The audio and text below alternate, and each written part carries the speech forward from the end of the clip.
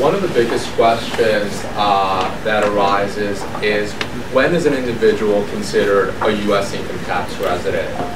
And the first question, of course, you have to ask is the individual that you're representing, is he or she a U.S. citizen? Is she a green card holder? That's a threshold issue that I always ask. And sometimes it's surprising. You could be dealing with a Brazilian client. You think that they have absolutely no ties to the U.S., and then you discover, oh, actually, I was born in the U.S., but your father was a U.S. or citizen. your father's a U.S. person.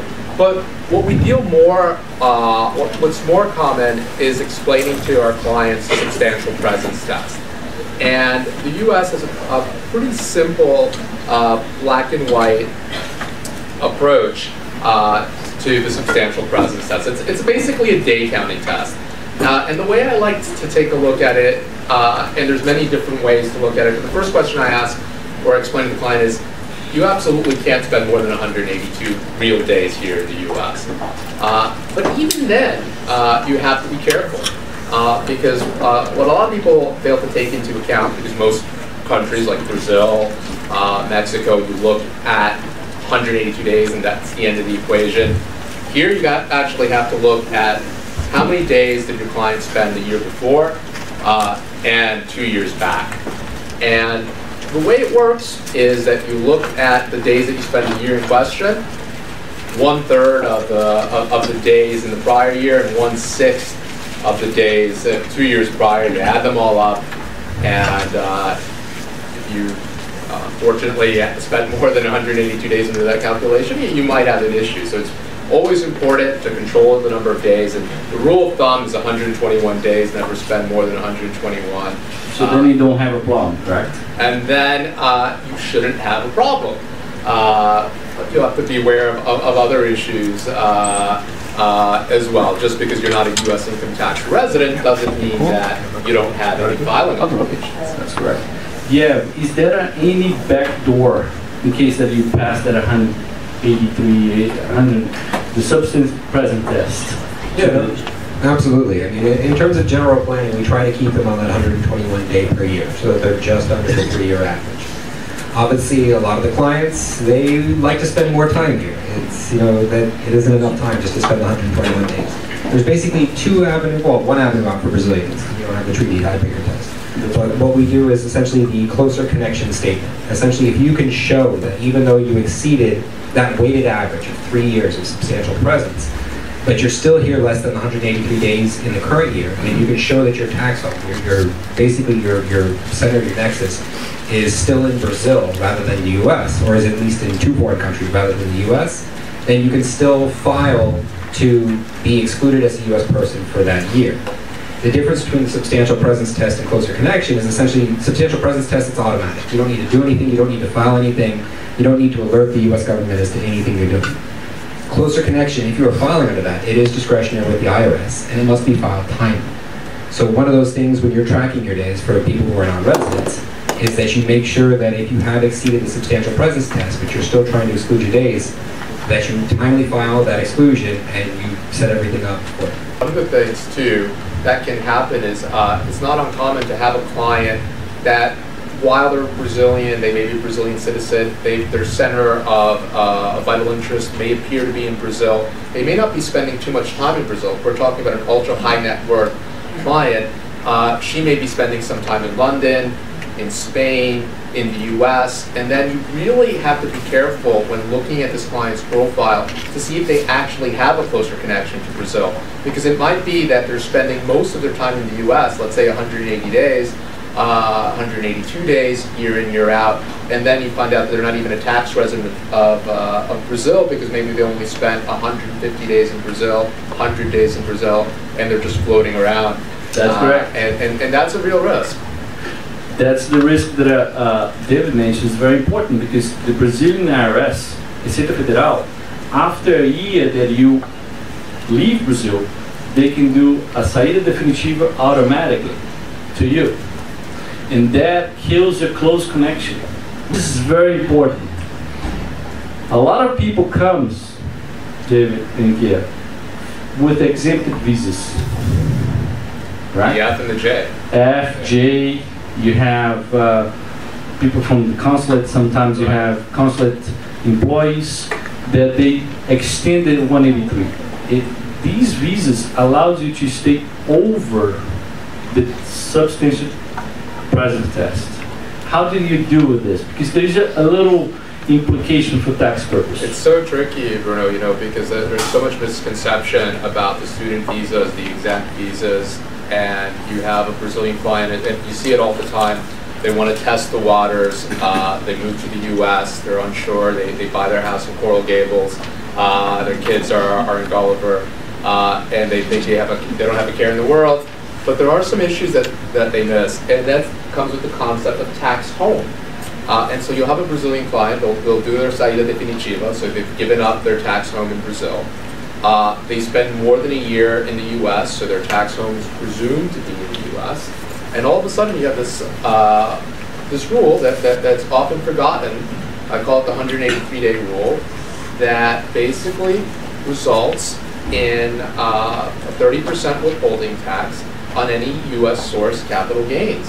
And the capital gain is sourced where the seller resides. In other words, you can have a case where you have a Brazilian client, and let's say she sells shares of Itaú, and she thinks she doesn't have a tax, but she in fact does, because it's a U.S. source capital gain if she spent more than 183 days.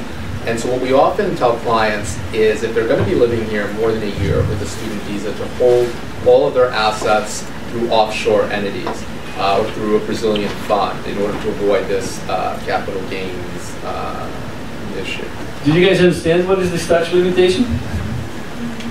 Okay. In Brazil, the statute is 5 years after you file.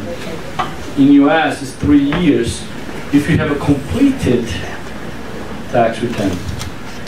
And if you miss those forms, you actually don't have a completed tax return. So thus, you don't have a statute.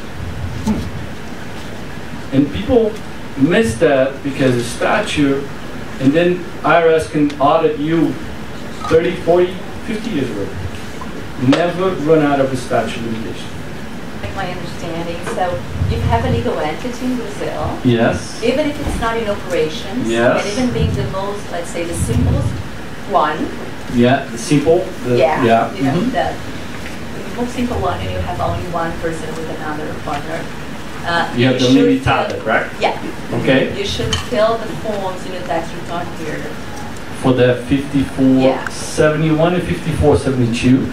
And if you don't file them, your tax returns is incompleted and it's open for audit or review anytime by our friends from the IRS. And regardless if you don't have like revenues or any sort of operation. Correct. I guess the good news is that if you just have a failure to file the information returns, you can go to David and Bruno, and there are IRS programs that can, on the right facts, get you to a compliant point, not painful. Yeah. But you have to come in before the IRS catches you, and you have to make sure that you're in good hands. And they'll excuse you once, but not if you make the mistake twice, it's, they're less friendly. At that point, it's not a mistake. So this is for people who are just citizens or green card holders or visa holders that are in compliance with That's a great question. Anybody that is a U.S. taxpayer, period. which includes green card holders, citizens, L1. L1 that passed the substantial test, Yeah. and also anybody that passed the substantial test that has other visas. Okay? Rather close the company period if you don't use it. Yeah. Any other questions? Yes.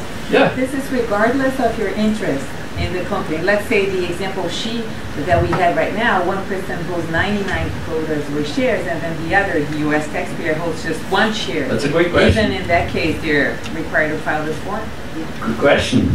You want to answer that question? It's a brilliant question. You know, the thing is there's so many different informational filings. So in your specific case, if you're talking about a 1% quota holder, they would not necessarily need to file 5472, but we'd have to ask more questions about who are these other members, are they related or not. And then there are other forms as well. We don't want to bore you with numbers 8938 that specify foreign financial asset. Which is the FATCA. And then there's also a question about wealth. You have to file an FBAR with respect to the account that's held by that entity. That could be a function of whether you're a signer on that account. So there are a lot of issues that can pop up, and the purpose of today is really to let you know that anytime that you have an ownership interest in a foreign entity, it's really important to get good advice with respect to it if you're a U.S. income tax resident, because there could be many different reporting requirements and a lot of overlap. Yeah. No, I was going to say, and for certain purposes, if that person's related, one of the changes in the law is that, I guess, strictly for determining whether you're falling under the Control 4 corporation rules, there can be attribution to non-resident family members. So if you have dad or brother as the person who's holding the other interest, just strictly for determining whether you're qualified under this, it's not actually going to increase your tax liability above your ownership, but for strictly for purposes of finding whether you're under that form, you can be deemed to own 100% of it. Does that make sense? But answering your bottom line is, if you have 24% or more, those forms are mandated. Below that, you need to go through exercise of seeing if that's necessary or not. Many of our clients have that fund in Brazil, and they have comicatas. Have you heard about that? Comicatas? Looks like everybody has done that. How do you treat those comicatas? So just for anyone who might not have heard, when you have an open-ended fund in Brazil, under Brazilian rules, there's a withholding, what Americans would call a withholding tax, which is called the comiquotas. Literally, the fund administrator takes some quotas and gives them to Receita Federal. I treat that, and there's a lot of discussion among the bar, different tax lawyers take different views, but I treat that as a disposition. And I think that if... It's a tax event? I think that's a realization event. And I think that's a problem in the sense that you'll actually owe U.S. income tax on the quotas that are really being remitted to. Because you redeem the quotas, correct? That's right, yeah. And over Sunday you have an issue here because some of these mutual funds in Brazil, they do comicatas every 6 months. So you push that investment to a short-term capital gains, which will be in the ordinary bracket. Yeah, and the other thing too is with respect to these investments, in order, so that really that is a fact. And the other thing is, to do a QEF election or more of these technical elections that can be very favorable, usually your Brazilian client is not going to be able to have access to the information for an accountant to actually be able to prepare that documentation. So it can really be a tax inefficient structure for a client to be in. Absolutely. And yeah, checking the box is definitely a very mysterious concept, I think, when you're not a U.S. person. When you're a U.S. tax professional, it really is pretty simple. It seems simple, but actually it is very strange. It essentially turns a Brazilian limitada into a transparent entity, into a foreign partnership.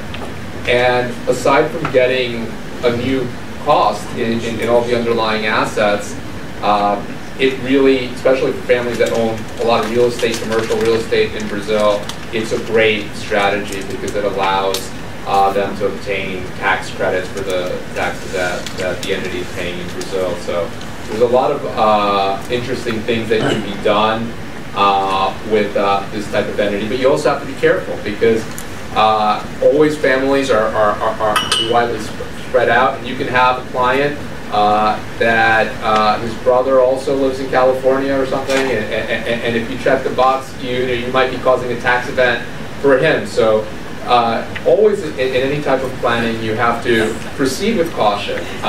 These have implications that... I'm going to, Adriana, correct? We have, can I use your limitada? Oh, yeah. Yeah, that's it. We're a partner, correct, in Brazil? We have a limitada in Brazil, and what is the limitada does? Actually, it was an executive consultancy. Okay. Company. Actually, I closed it, but yeah, but it's a service industry, right? Yeah. Okay. And let's assume that we had a real estate. We own a commercial building, correct? And we moved up here I'm your partner, and you continue in Brazil. So I could check the box and step up to basis for all the assets underlying of that limitada, correct? Prior to become a U.S. taxpayer. Because if I do that after I become a U.S. taxpayer, there'll be capital gains. Okay? So if that limitada purchased the commercial office for R$1 million and now it's worth 10 million reais, we could be stepping up the base in the day that I check the box. Okay?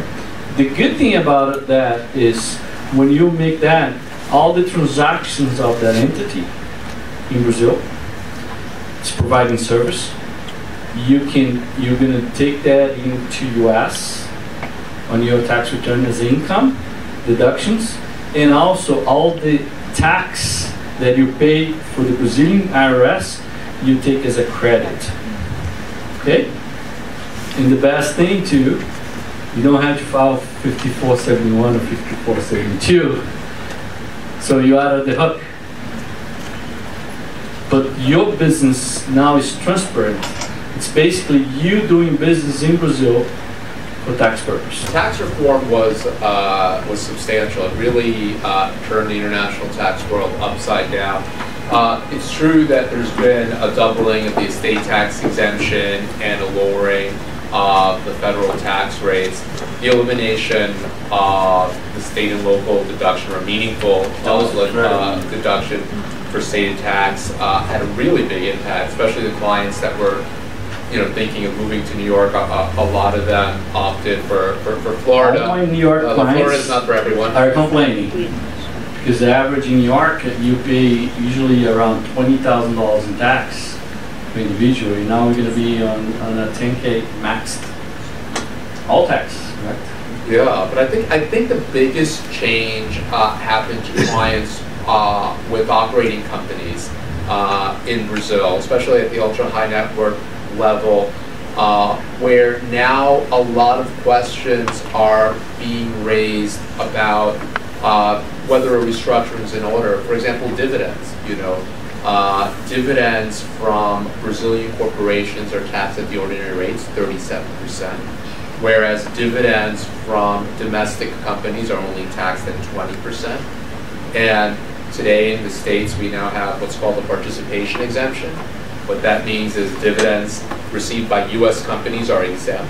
Yep. And there's this great discussion, well, can you convert dividends, Brazilian dividends, into so-called U.S. dividends? And then aside from that, concentrating things in a U.S. holding company give rise to, and it's a topic for an entirely different day, probably weeks, about the new GILTI tax regime, and that's more of a corporate tax planning for our clients that retain substantial corporate interest. So long story short, it really changed the game far beyond just the rates, but it has made investment into the U.S. a lot more interesting for Brazilian clients, with a 35 to 21% reduction. A lot of foreign investment is flowing in. Yeah. Great time. Thank you very much for all your time. Hope to see you guys soon next time.